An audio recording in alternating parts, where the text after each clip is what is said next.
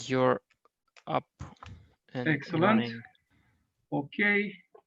O să-l punem și noi. Send me the Facebook link on Messenger so I can promote it as well, because I don't know how to share this. It's okay. Okay. Great.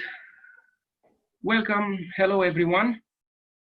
In this beautiful last day on Atlantykron, we're happy to be with you again today to share a lot of interesting information.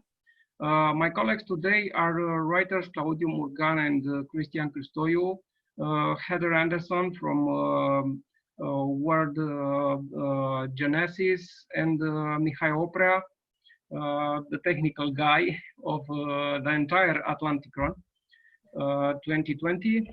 Dear ones, to our last intervention in this excellent program of the Atlantykron 2020 Academy, New Horizons. Our special guest today is the Canadian writer of Romanian origin, Claudiu Murgan, whom we say welcome to the virtual island Atlantykron. Hello, everyone. Hello. Hello, welcome. Thank you. I met Claudiu in 1992. He was a member of the String Sci-Fi Club.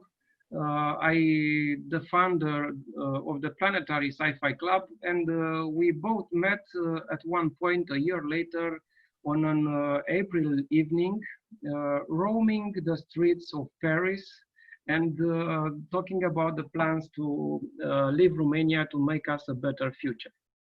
I had a small child at the time, and I did not take this step.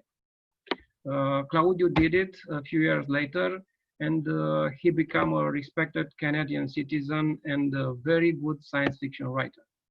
I want to congratulate Claudiu for this step, because in the last 20 years, Romania don't much too farther away. You took the passion of writing sci-fi with you, Claudiu. But how did you keep it on fire for so many years, and what made you give us your beautiful novels right now after almost 30 years? First of all, thank you very much for the invitation. It's an honor to be here at this virtual event, especially that I was one of the participants at the first edition on the Danube. So that brings some fond memories. So I will start with the beginning, if you allow me to, and also, as I mentioned, if there are any questions from the audience during my presentation, you can stop me anytime and ask the question. So hi, I'm Claudiu Murgan. I'm the author of 3 books, as you can see them on my left. The Decadence of Our Souls, which is sci-fi or fantasy with a tinge of spirituality. Water Entanglement, and Crystal Cloud, which is due on August 25th.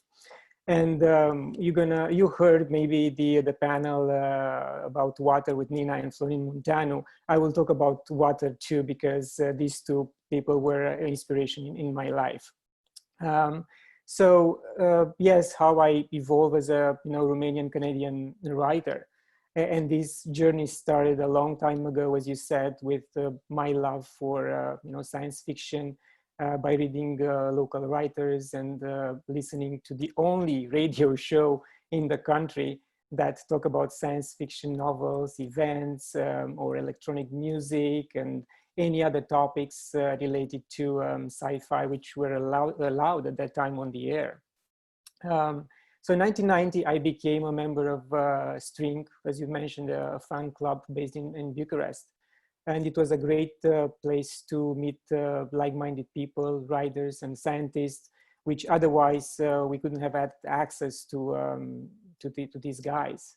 So we're all young, full of creativity and energy, and it felt right to start putting words on paper. And I know my writing was subpar at that time, I have to admit. I was enrolled to become an engineer, not a literature teacher. So I had to listen to those advising me, and I had to improve. And those advising were some of Romania's great sci-fi writers, such as George Anania, Romus Bărbulescu, Mihail Grămescu, Răzvan Haritonovic, and George Ceaușu, just to name a few. And because our minds were hungry for science on which to base our stories, we had Dr. Florin Munteanu, who was on your conference several times already. He fed us with science for our stories. And I think few people outside Romania, Romania's borders, know how way ahead of his time Dr. Munteanu was, and he still is.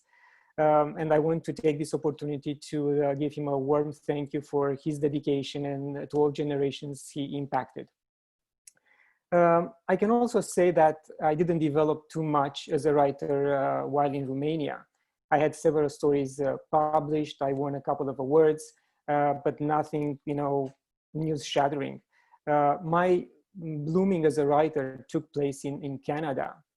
And I will mention a funny event about that as well. I arrived in Toronto in the first part of '97, and I was pretty much looking for the same environment here in Toronto as we had back home in Romania.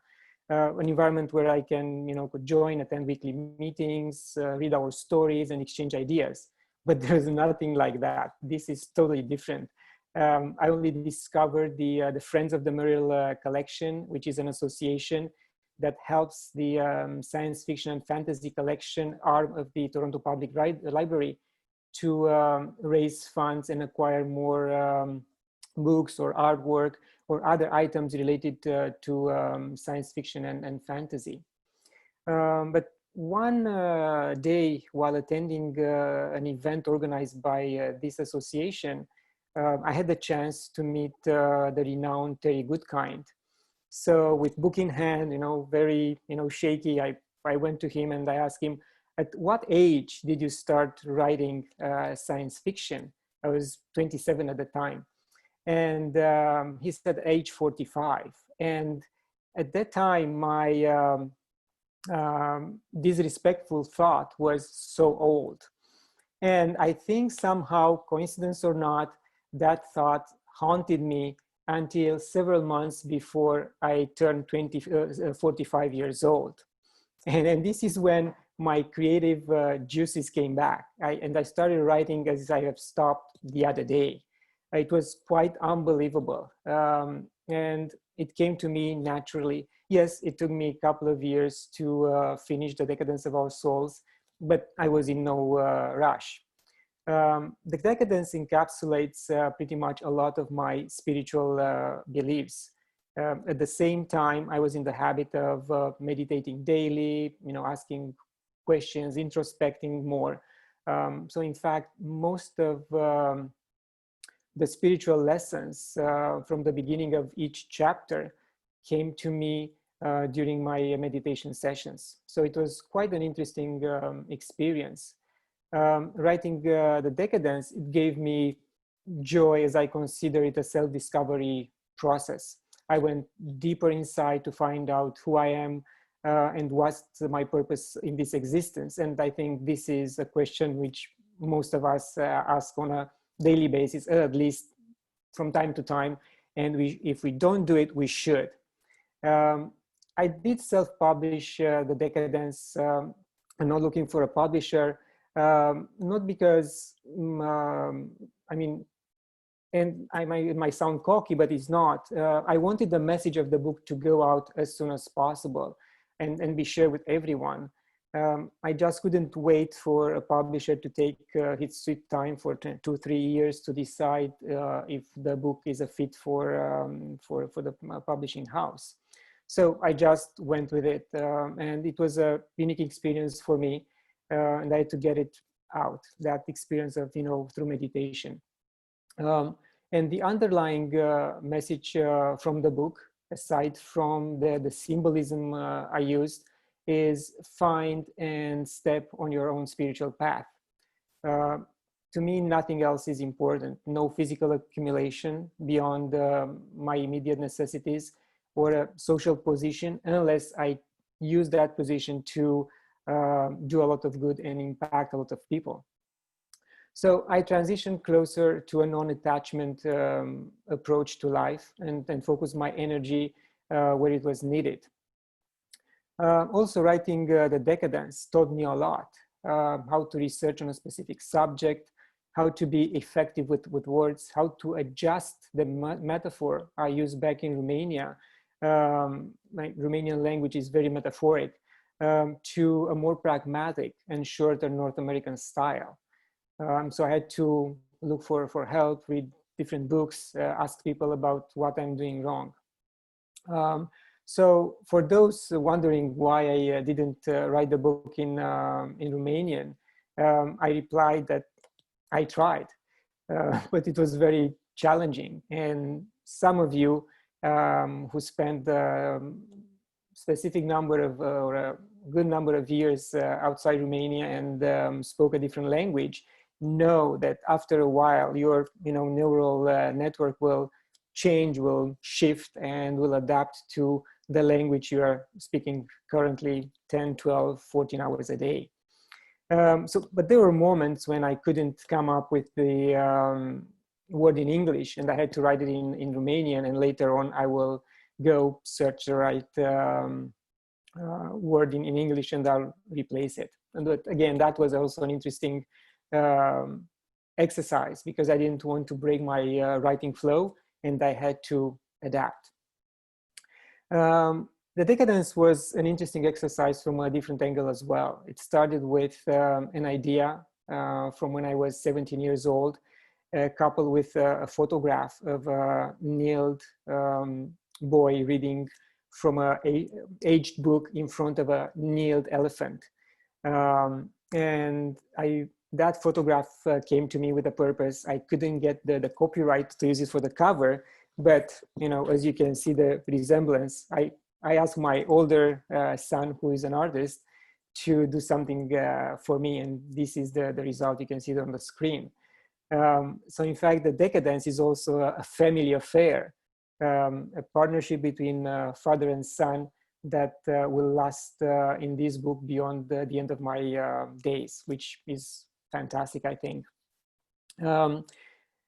Before 2017, I wasn't much of a public person, but realizing that the Decadence is it's coming to an end, is becoming something tangible, I decided to change that approach. I had to create a website, work on my brand, create an author page on Facebook, and start being more visible, publish, post more on all these social media platforms.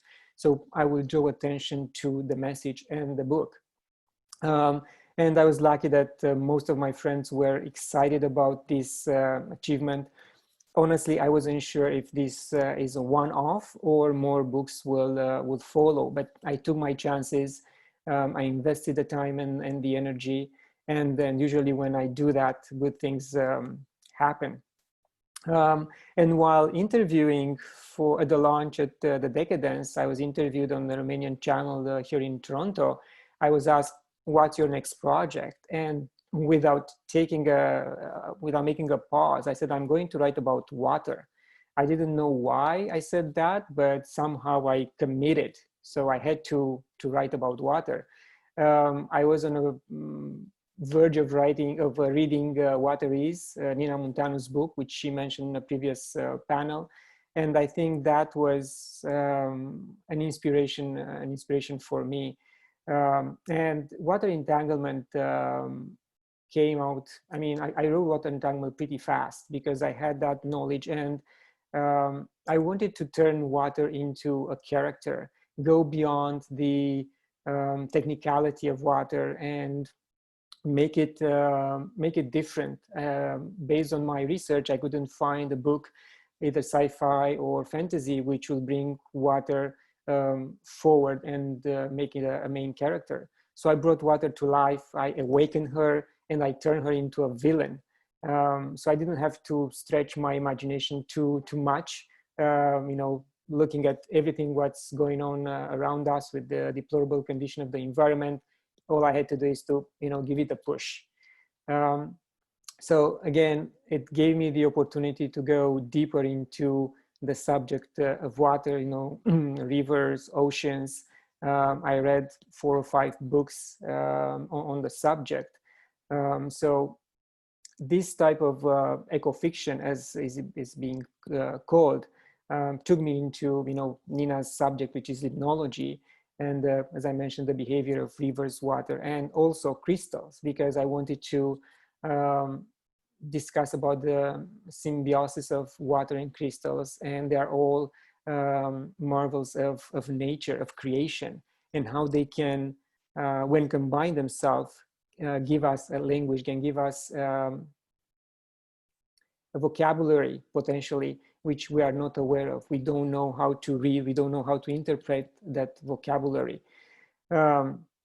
Also I learned how thoughts and words influence us and those around us. And because we are 70 or 75% water, I mean, our bodies, our negative thoughts or positive thoughts will influence the structure inside of the water inside our bodies.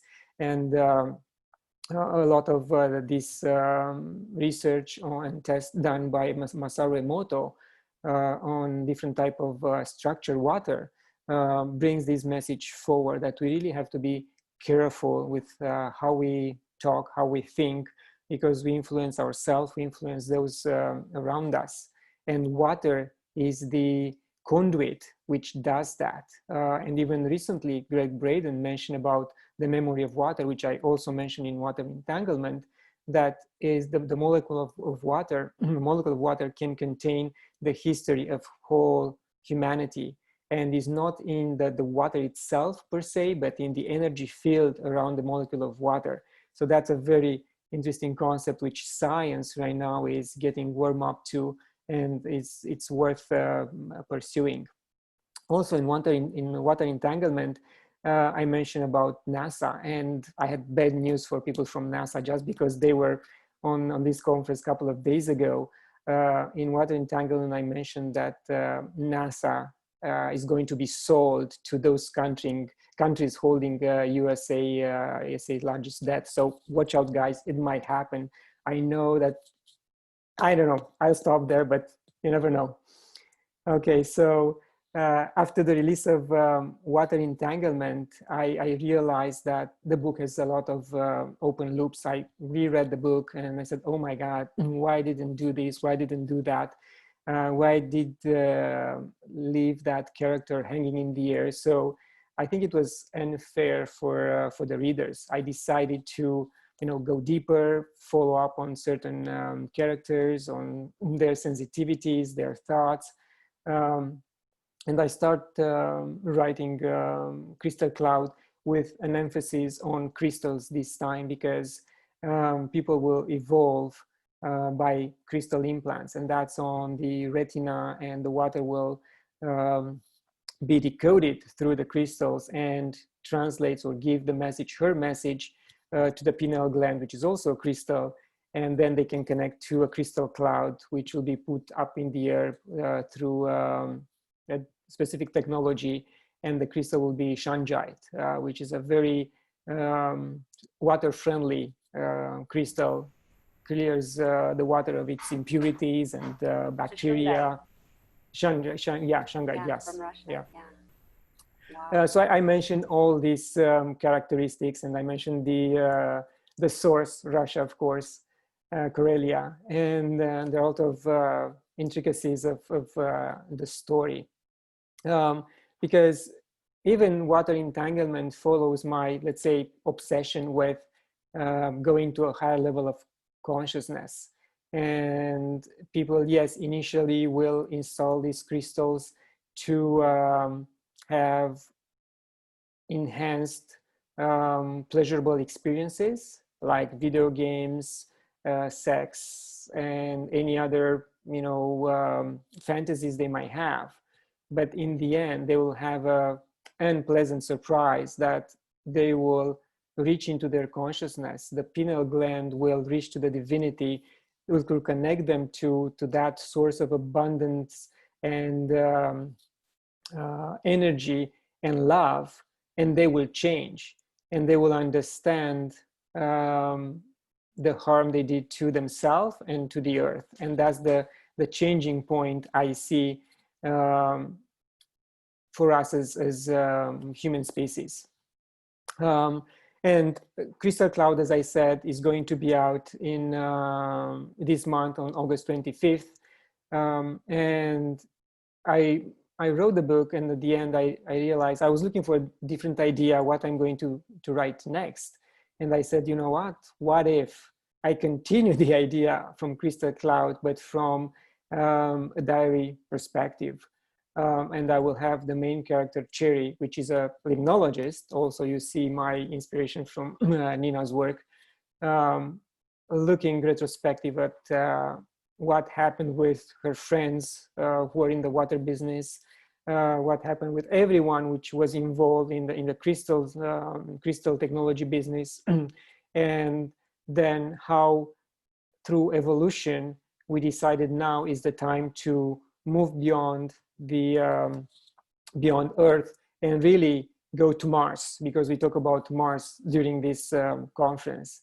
And while the guys at NASA were talking, I asked a question: do you think now is the right time to time travel, or sorry, space travel to Mars or any other planet? Do you think we are ready as human beings from a consciousness point of view to do that trip? Are we going to carry with us all the bad habits, the wrong beliefs we have, and the misconceptions on a different planet? Are we going to do it on the same way? We're going to start the same words, the same approach, or we are full of love, compassion, and gratitude, and we take that message with us to Mars or somewhere else?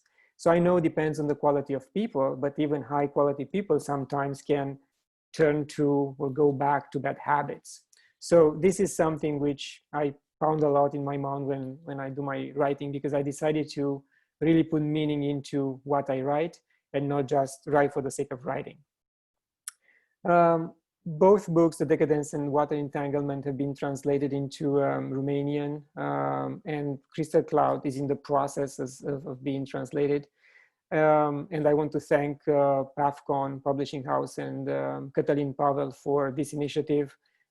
We had a great interaction. I can say good enough words about this type of collaboration. Thank you. Welcome. I don't know if people are interested, but I can mention also about my, building the brand and my writing style. And I know many writers struggle with, in general, with, going beyond of the writing process. They are introverts. They want to write and they want someone else to take their work, promote it, and sell it on their behalf. So they are having a hard time creating a brand and being creative beyond the writing process. So I personally realized that I cannot hire anyone who will know me better than myself. So I had to, become my PR and marketing person for a while. As I mentioned initially, I choose certain social media platforms and became visible on these platforms, visible to my audience and to my readers. I had to really be out there every single day, or at least 3 times a week, in order to keep some consistency to my message. So we have to acknowledge that very few writers make a living through writing and publishing books. And we don't have to go there. We know who these guys are.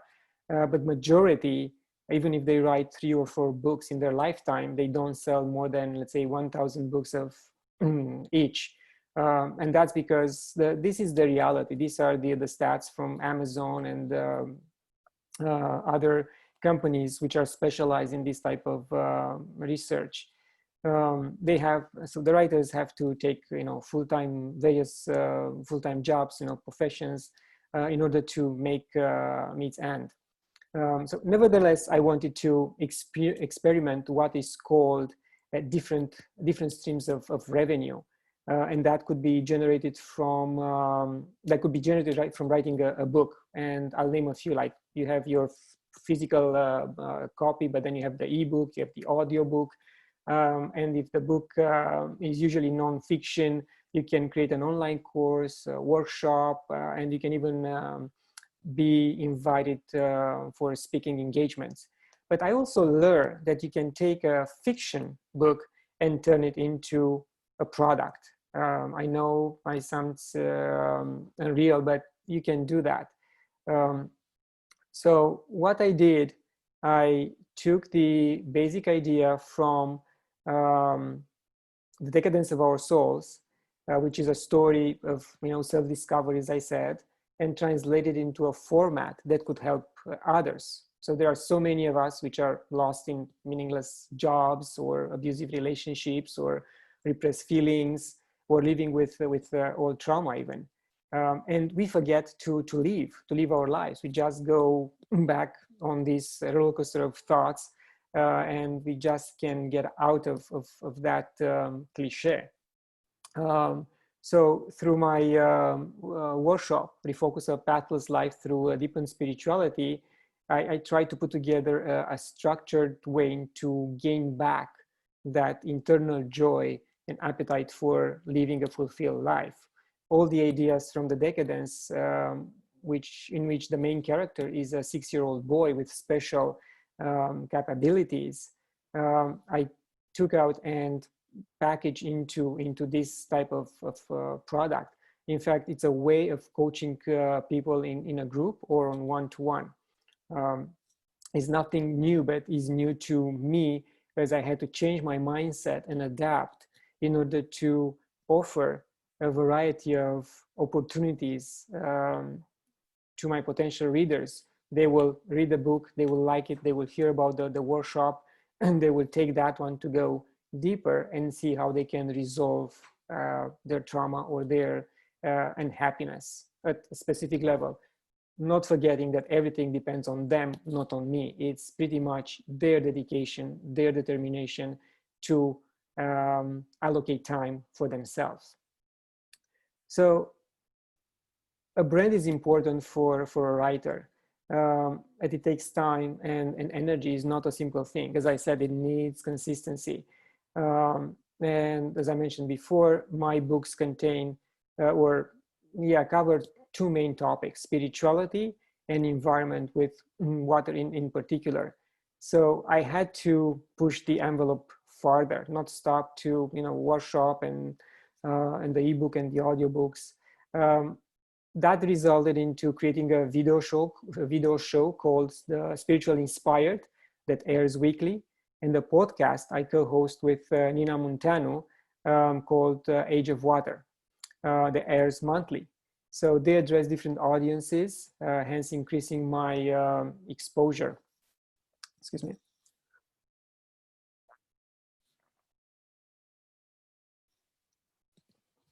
Also, as an immigrant writer, it's important to find your own community wherever you live. So discovering the Romanian community in Toronto and Ontario was good. They invited me to community events. I was able to talk about my books. They bought my books. We even had a local company here who organized events for the local community, like artistic events. We had a book fair, we had musical events. So these are good opportunities to promote yourself. Also, if you can be part of any organization which promotes either immigrant writers or any type of writing, it's good. So I co-founded along with other Romanian writers and of writers of other nationalities, an organization, a non-profit organization called Immigrant Writers Association. It's based in Toronto. So this year we are going to publish the second anthology called Grow Together. So it has a specific to immigrant life, and immigrant stories. So you have to, again, be creative in finding ways to promote your writing, promote yourself as a brand. And first of all, you have to help, you have to give. You have to give first, and it will come to you. Offer free information, free chapters, free, whatever you can offer free, and you'll be rewarded for helping. So I can talk a little bit about my writing process if you think is interesting. I use pen and paper, to be honest with you. And here are the notebooks for Crystal Cloud, 4 notebooks, almost 350,000 words in here. I really enjoy it. I like to see the area I'm writing on, to make annotations on the side, on top, scribble. I draw arrows to point to new paragraphs. I play with words on paper. I use the laptop later on to, make changes and revisions. But as an initial step, I find the laptop a little bit too impersonal. And even a short story, I start on paper, and then I put it on the laptop. I continue it from there, but it's shorter. And I think it's my subconscious which knows that it's a limited time where I'm going to write on the laptop, and allows me to do that. So overall, I think I'm a living example that anyone, either an engineer, doctor, janitor, could reinvent herself into being, into the being he or she's supposed to become. But unfortunately, our journey starts with a lot of labels that, while we move ahead through life, keep attaching to us, because the society is structured that way. And by stepping on the spiritual path, after we realize that that's important, we ignite the reverse process of shedding off all these labels. We become lighter in our beliefs, but at the same time, stronger in those that remain with us, and we discover our essence. So if you have any questions, I'm open. Okay, thank you very much, Claudiu. I have a question for you. In Water Entanglement, you have a character who comes from the old North American civilization, who has a different conception about life, about how man can integrate into the life of the planet. Do you think this is a salvation for humanity in the future? This kind of thinking? So I have it from various sources, and I won't name the sources, that in 4,000 to 5,000 years, we are going to return to a nomadic state of living. And even scientists, I think right now, have no doubt that this reverse process is going to happen. It's a matter of how many of us will stay behind. And I'm not trying to be pessimistic here. You just have to, look around, see what we are doing, how we treat the environment, how we treat each other, and realize that it's very hard to turn the ship around. It will take years and years, and it's not that all of us are moving the ship in the opposite direction. There are still a number which are pushing forward. So in that way, you cannot have a clear-cut reverser point. You're still going in the diagonal. So with one foot on the left side, okay, let's fix the planet, or let's fix our attitude towards the planet, and to the right foot on, you know what, I don't believe in it. Let's keep drilling. Let's keep getting the coal out of the ground. While at the same time, we prepare for, in my opinion, for the worst by thinking, okay, let's go to Mars, let's go somewhere else. I think that's plan B for a limited number of people, because if something happens let's say in a year or two, God forbid, only those chosen ones will be able to jump either on a bunker or on a spaceship and fly out. And again, I don't want to get political here, but I think the first flight out to Mars or somewhere else, the travelers, the team members of that spaceship should be politicians and financial guys, bankers. Take them out, let them create their stock exchange in space. We don't care about that. And I think we all be much happier without them. Okay, thank you. Christy, you have a question for Claudiu?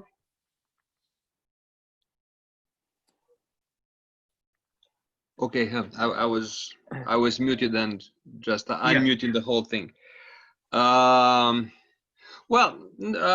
First of all, I'm happy to say hello to everybody and happy to see Claudiu. We have commonality since we both moved on the other side of the Atlantic sometime. He did it somehow earlier than I did. I'd like to ask him first, and that might be an odd question, but what is your expectation to be published in Romania, for example? Because this is the funny thing. I started writing initially, but of course my experience as a writer is just only this, to publish in Romania first. And after getting a feedback from the Romanian readers, from the Romanian market, to see if I can fine tweak my writings before publishing in English in North America.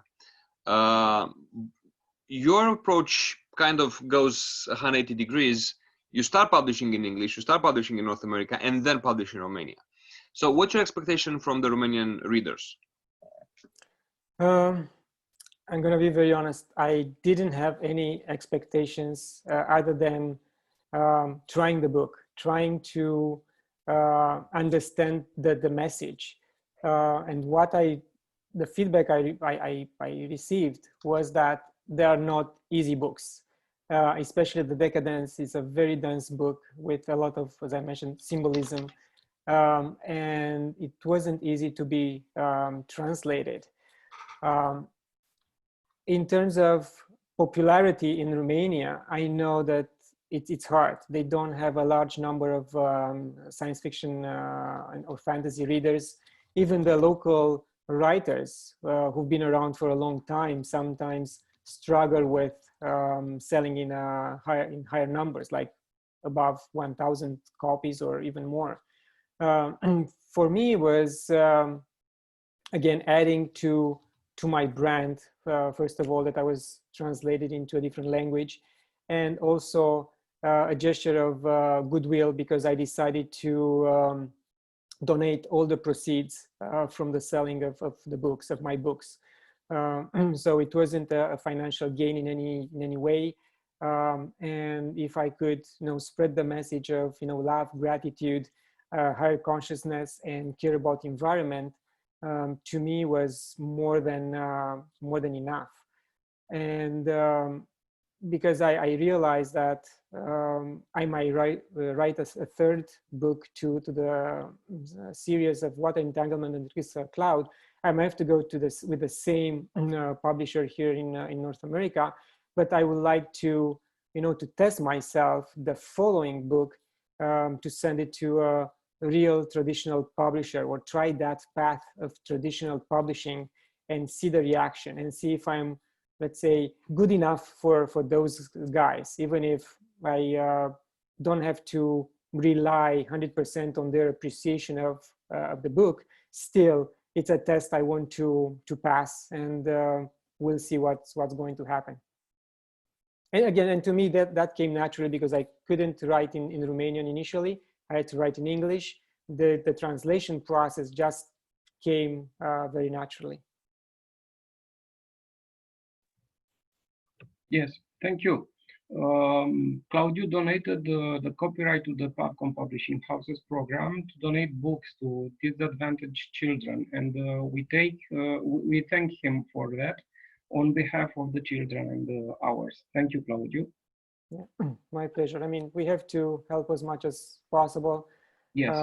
Because those guys, I mean, the kids in Romania need books, and I understood that there are not too many programs allowing book purchasing and making them available to rural areas as well. So, yes, thank you very much. Christy?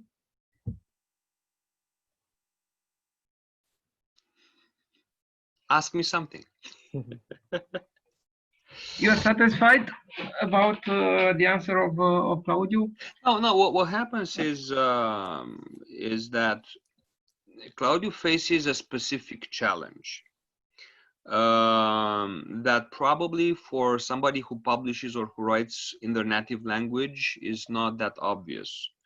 But for me, trying to write in English first and helping Romanian authors to publish in English as well. And the challenge is to create a specific verbiage, a specific way of saying things. So it's the written English in the text. And because ideas, you know, the plot, the characters, the whole development of the action during the in the pages of the book, it's one thing. Using a specific way of saying things is different. And I assume Claudiu was already speaking good English by the time he came to Canada. But in order to reach a certain way of working on text that fits naturally the English language is a challenge. So, Claudiu, let me ask you this. After you write, after you finish writing, and you said that you write in English at first hand because obviously we both know how it is to work, to think, to be engaged 12 hours a day in 100% English environment. Your mind starts thinking in English, obviously. But after you finish writing, do you have some native English speaker to work with you, to polish the text, to refine the words, to choose the proper synonyms in certain sentences? Do you do that? Yes, I have my own process. So after I write long writing on paper, I type it in. When I type in, I do my first correction, and I replace words and syntax and whatever I find at my level that is wrong.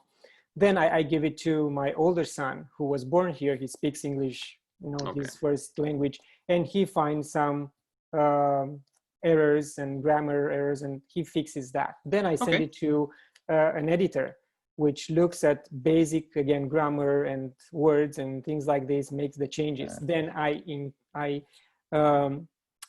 insert and I adapt the text based on her feedback. And then I send it to someone else, which will look from, let's say, a bit of technical, if it's about, let's say, water or some technicalities, I'll send it to that person to give me feedback in terms of plot, if it makes sense, if it has any gaps. And I take that feedback and I rework the text. And lastly, I sent the text to the final editor, and that person will go with the very detailed comb in line by line, look at the words, look at the syntax, find anything which doesn't sound English. And then we work together to adjust every sentence, every paragraph, and that's the final product. So I go through 4 or 5 cycles before I have something like this in my hand. Okay. So pretty much is, even if you write in English and you speak English, or you're there for what, almost 20 years, 15 years? 23 years. 23 years. So you're almost half of your life you lived in an English-speaking country. Yes. You write it in English, and still you need 4 people after you to fine-tune the verbiage. Yes, and I think it's normal, even for. Okay, no, I agree. I agree. Yeah. I just wanted to double check the complexity of the process. I Yes. wanted to know for myself, because again, it's not about my personal writings only, it's about all the Romanians who intend to publish in English, to publish and sell on the North American market in English, to understand the complexity of the whole process, the moment when the draft or the Romanian version or the English translation of the Romanian version is on the table, how long it takes to have a properly polished and refined material. Version. Yeah. Yeah. And Another it's hard question for I have. me. Sorry, go ahead. Go ahead. No, say what's hard for you, because I'm not gonna forget my question. No worries. And I try to, and Cătălin asked me for short stories for his CSFS magazine, and it's hard for me to translate it in Romanian word by word. I mean, I have to put it into Google Translator and then start, you know, shifting words around, looking for the proper grammar. It's hard. It's very hard. So that's why usually he takes care of the translation of my novels. And I look at them. I mean, I read them and I know exactly where this doesn't sound correct, doesn't sound good. But to ask me to do the translation from the beginning, I won't be able to. I don't have the patience anymore. No, I get you. I'm with you. The other question I had in mind, do you have a group of beta readers? Yes, I have a number of 4 or 5, varies based on book. Yeah, it's good to have them, and they will give you some feedback. And Okay. also they can provide testimonials during your promotion process. And you will see as we move closer to August 25th, you will see some of these testimonials posted on my Facebook page. I space them in such a way that they don't come all together. Okay. But it's good. It's good to have beta readers as well. Yes. Okay. So when do they kick in? When do they start working at your work and give you feedback? It's when your job is when you almost finish, when you think you have a kind of a final draft of the whole thing, or much earlier during the process? When do you engage these beta readers to give you feedback? Usually after I have a version, the before the final editing version.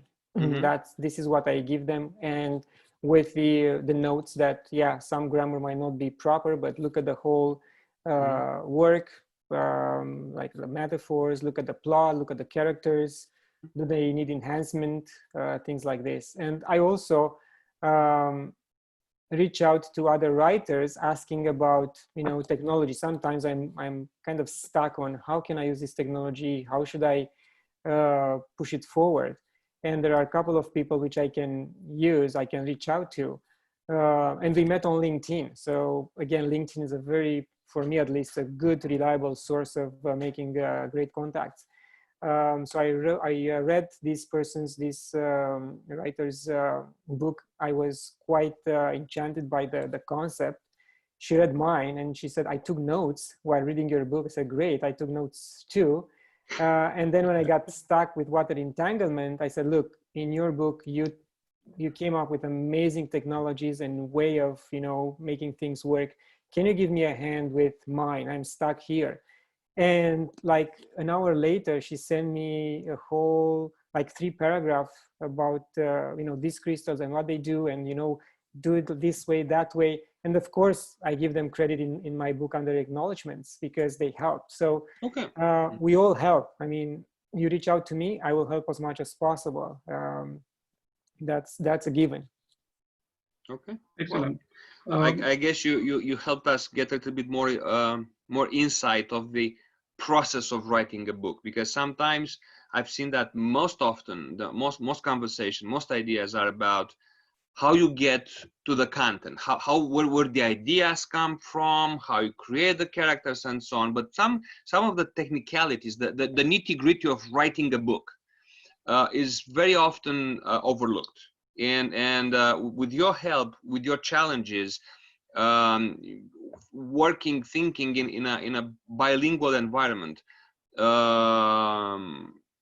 that answers that you gave us helped a lot to understand a little bit more the process. Yeah, and I always try to promote and mention other names of Romanian authors. And in Costi Gurgu, he's a good friend. He lives here in Toronto, and also he was published here. One of his novels, which were published in Romania, were translated and published here in North America. So he has also great insight into the writing process. He was published in, I don't know, 27 anthologies, I think, since he's been here. So he's also has a wealth of knowledge about writing and promotion.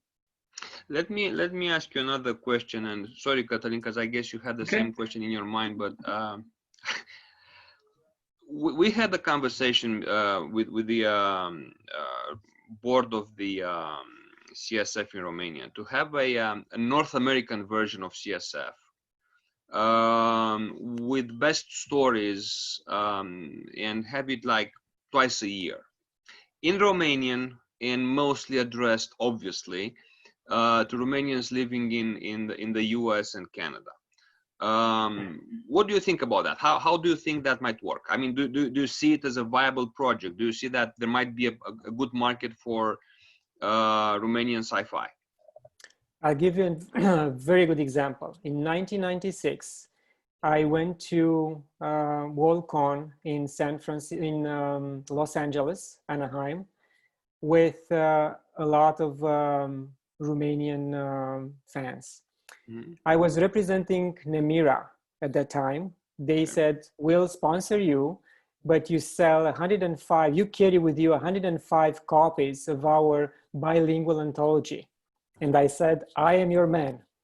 So one of my backpacks were with my clothing and personal items, and one backpack was with, contained 105 copies of their anthology.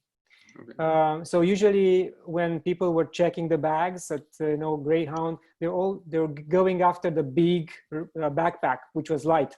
They never touch the small one. It will broke their hands. Okay. So I was positioned. I asked the organizers to give me free table. So I'm coming from Romania. We have no money in '96. Please, I begged with them, and they gave me a table at the back of the room. Not too many people were passing by. I laid out all the anthologies there. I sold every single one of them just because I grabbed people and I said, it's a bilingual anthology, Romanian, English. And they said, oh my God, my grandfather was Romanian. I said, look, it's a great way for you to start learning Romanian. But again, you have to have the proper promotion. You have to have the proper drive to entice people to do that. So yes, the parents might buy that magazine for their kids and say, look, it's bilingual. You can look to the back, at the back it's in Romanian, you compare and you learn. It's an easy way for you to learn, It's possible, but again, with the right promotion. And usually, in my opinion, it's the personal touch. Because when I go to a book fair, I sell more books on my own when I draw people in than if I leave someone else to sell my books. It's normal. So you really have to put yourself out there and promote it. Thank you so much. Thank you so much. Okay. Thank you. Thank you. Guys, I have a question for both of you. Do you think that Romanian writers have a chance to break through the natural barrier of protectionism of the American reader who invests first in American writers? I think, first of all, Writers of the Future is a good platform. And we know Florin got nominated there, Costi Gurgu got nominated there, and there is another friend, like there are 3 or 4 Romanians who are able to make the list. And I think that's a good platform to start with. And publishing houses will consider you. But again, you have to have maybe a novel on the side ready for them to chew on. Otherwise, just with story here and there, you might not make it. But it's possible. Again, they are looking for maybe North American names. So we can change our names, or we just, stick with what we have. It's possible, but you have to be there. You have to have material, in my opinion. It has to be good, and people will pay attention. And again, presence, physical presence is important. And now we are all restriction by what's going on in the world. But at the same time, I can mention a name which writes Jonas Saul. He gave me a wonderful testimonial from my book, which it was quite unexpected because usually he doesn't do testimonials. He wrote about 33 books, thrillers and sci-fi. He recently got a movie deal from Hollywood, and he started as a self-published author. And up until his 30th book, he didn't have a traditional publisher, but someone introduced him to a traditional publisher. So his next series will be also in like physical in bookstores. And this is how he was exposed to the Hollywood crowd and got this Hollywood deal. So he went from self-published to a traditional, but doesn't mean that he's out of self-publishing. He kept the rights for the electronic version of his books. So pretty much he sold millions of copies just online to like all over the world, not only to the North American crowd, but to Australia, South America, Europe. It's a matter of finding your niche, I think. And if you look at how we label ourselves, I think we shortcut ourselves, and I'm going to tell you why. And I realized that recently. If you take Margaret Atwood's case, she's a well-known in Canada and in the world. She was, I think, enrolled in the Writers Hall of Fame here. She wrote like more than 30 novels and poetry books and all kinds of stuff. Even the Handmaid's Tale series, it's done after her book.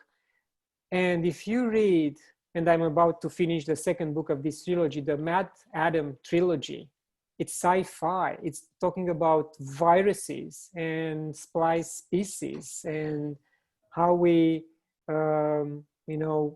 broke down the environment, how we created catastrophic events in the environment, how we diminish ourselves as human beings. And it's all sci-fi, it's pure sci-fi, like speculative fiction, eco-fiction, a good quality, but she never, or her publisher never promotes herself as a sci-fi writer, like fiction writer. But the moment you start reading, it's pure science fiction. It has science, it has the fantasy, it has bioengineering, chips, nature, everything, good ingredients for this type of utopian, dystopian book.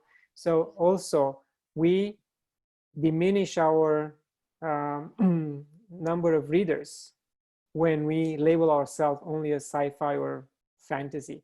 But fantasy you cannot put in a different category, I think. But sci-fi, you can play with that. As I said, speculative fiction, eco-fiction, and then people will pick up the book. That's my take. Thank you very much. Christy, we have 3 minutes. You have an answer, a quick answer for this question? No, I don't have a quick answer. I have a long answer. Okay. No. My point about the whole thing is, I'm looking at the challenge that the writer has, no matter the language, no matter the domain. I mean, you can write sci-fi, but if you write, mystery novels, if you write juvenile fiction, no matter the whole thing, you still face the same problem. You still face the same. How can you make your voice heard in the overall noise noise, meaning a lot of publications, a lot of other authors, a lot of other publishers. On one end, you have the big established publishing houses that have tremendous budgets and they have a very complex network already set in. So you have to compete with them. You have to compete with other authors that are established, and you have to compete against time that the reader has to read. Because I have to be very honest, since I moved to the US 7 years ago, I read way less fiction than I used to. I read other things. I read economy, I read nonfiction, I read self-help, and every once in a while I squeeze in a fiction book. So I would say that in this time of extremely abundant flow of information, positioning yourself laser focused on a specific domain, on a specific niche, and creating one by one loyal readers is a strenuous work, but probably there aren't many other chances unless you jump in the bandwagon of a large publisher that has the budget and the money to promote you. But for you to be in that bandwagon, you have to do other things before. So it's a catch-22. Therefore, the relationship between the author and the team he creates around him, helping with the Facebook page, helping with the promotion and stuff, the editing board comes to play a critical role in the writer's success. Thank you very much. Our time is finished now, and this was the last intervention of Puffcom Publishing House and their friends in Atlantykron 2020. Thank you very much for being here with us. Was a wonderful meeting, and I hope was full of good information for our visitors. Thank you for having me. Have a good day for you, because there is a day. Thank you. Goodbye. Oh, yeah, we're just warming up. Yeah. Bye. Bye. Bye, everybody, and thank you for having us. Thank you.